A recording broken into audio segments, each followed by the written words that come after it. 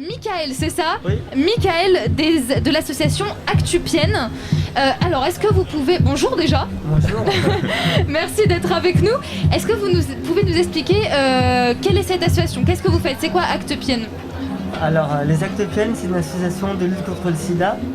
On a 3 ans et on fait essentiellement du plaidoyer auprès des politiques, des instances sanitaires et de l'information auprès du public, du grand public, des séropositifs et des personnes qui doivent se protéger du VIH/SIDA et des IST.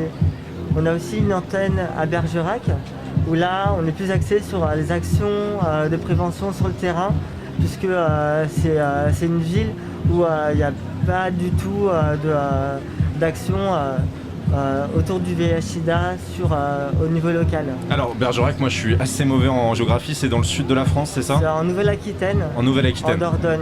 D'accord. Et alors, est-ce que Actupienne vient du coup de Act Up, de l'association, ou pas du tout? Si, alors une partie des adhérents des Actupiennes viennent d'Act Up Paris et on se revendique du mouvement général Act Up qui est né à New York et qui s'est disséminé dans le monde entier. D'accord, parce que pour les personnes qui nous écoutent, peut-être qu'Act Up, ça parle un petit peu plus et vont comprendre un petit peu plus votre combat. Et donc aujourd'hui, vous, votre association, elle lutte principalement contre le sida, c'est ça, contre l'épidémie. C'est quoi le constat aujourd'hui? Parce que l'épidémie, elle court toujours et aujourd'hui, il n'y a peut-être pas assez de prévention, de sensibilisation. Ah oui, concrètement, ça fait à peu près 10 ans qu'on tourne autour de 6000 découvertes de séropositivité par an. Ça baisse pas.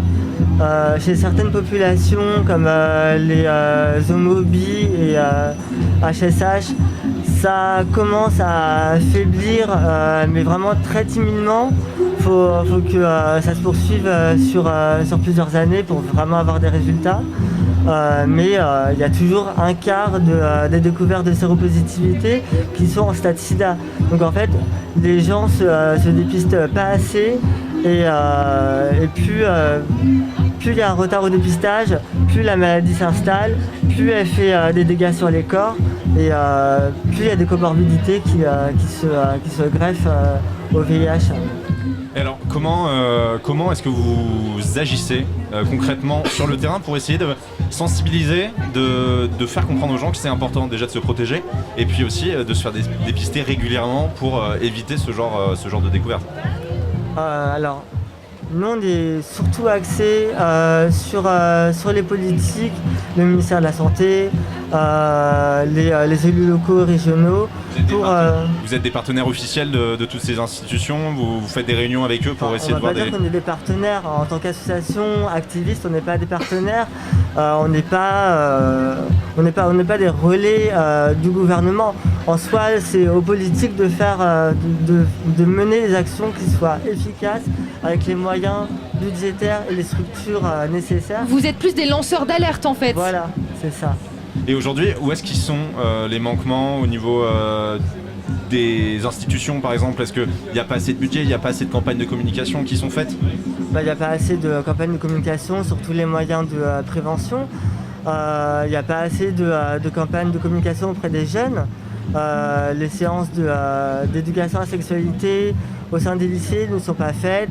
Les distributeurs de préservatifs qui sont obligatoires normalement, par exemple en Ile-de-France, la moitié des lycées ne sont pas équipés en distributeurs de préservatifs gratuits. Il y a là sur le stand justement des Actupiennes au village, beaucoup ne savaient pas qu'il y avait des autotests pour le VIH. Donc voilà, il y a un gros manque de communication sur tous les outils de prévention.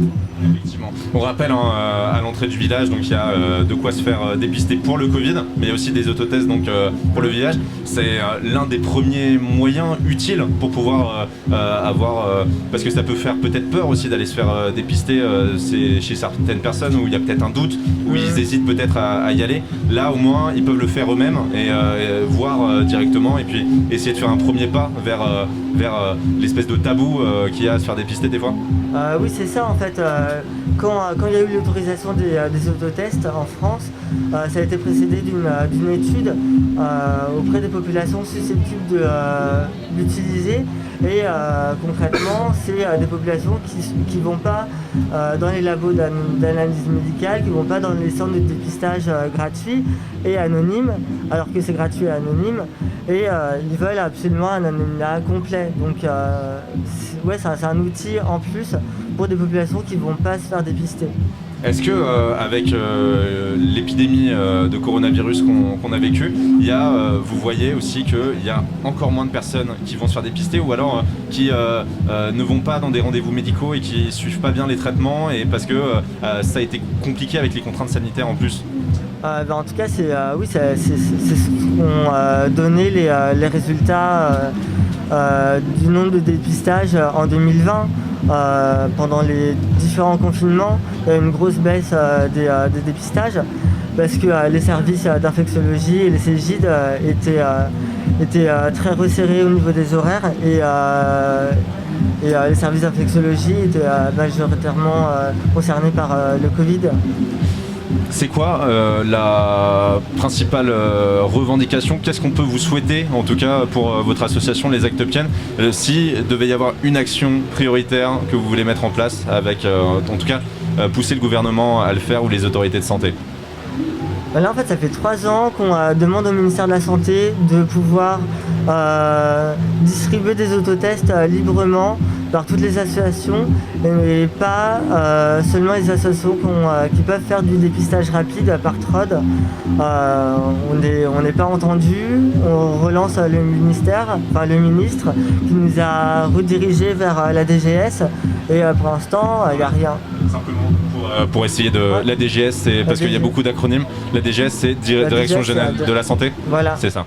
C'est la structure qui mène administrativement les politiques de santé auprès du ministère. Et donc pour l'instant, il vous a redirigé vers eux, mais on n'a toujours pas de réponse. Ça a toujours du mal à avancer. Alors que c'est vraiment une action simple en fait. C'est juste permettre à toute association de santé ou qui font une action de prévention de pouvoir distribuer des autotests.